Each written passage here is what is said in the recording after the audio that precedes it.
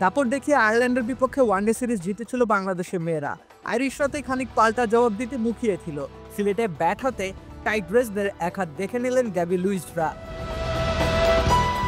অধিনায়ক গ্যাবি লুইসের সাথে লিয়া পল যুক্ত হয়ে ম্যাচটাকে কঠিন করে ফেলেন প্রথম ইনিংসেই। টি-20-র মেজাজ বুঝে ব্যাটিং করে গেছেন দুইজনেই। গ্যাবি লুইসের পর লিয়া পলও তুলে নিয়েছেন অর্ধশতক। এই দুইজনের জুটি করেন 107 রানের। 67 বলের এই জুটিতে বড় সংগ্রহের দিকে এগিয়ে গেছে আয়ারল্যান্ডের মেয়েরা। 42 বলে 60 রানে ইনিংস খেলে আউট হয়েছেন অধিনায়ক লুইস। আউট হওয়ার আগে 7-4-এর পাশাপাশি 2 ছক্কা হাঁকিয়েছেন গ্যাবি লুইস। 142-এর বেশি স্ট্রাইক রেটের ইনিংসে বাংলাদেশের আত্মবিশ্বাসে আঘাত করেছে। অন্যদিকে লিয়া পল নিজের ইনিংস বড় করেছেন সময়ের সাথে সাথে। Atleer Sonora Anti-Infection Sanitary Napkin। বাংলাদেশকে ম্যাচ থেকে ছিটকে দেওয়ার কাজটা করেছেন তিনি।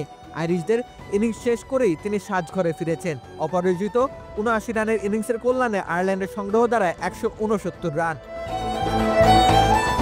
লিয়া পল 10খানা বাউন্ডারি মেরেছেন প্রায় 176 স্ট্রাইক রেটের ইনিংসে। এছাড়াও গ্যাবির সমপরিমাণ ছক্কা হাঁকিয়েছেন তিনি। লিয়া ও গ্যাবির ইনিংসের কল্যাণে এবারের সফরে প্রথম জয়ের অপেক্ষায় রয়েছে আইরিশরা। রাকিব হোসেন রুম্মান, খেলা ৭১।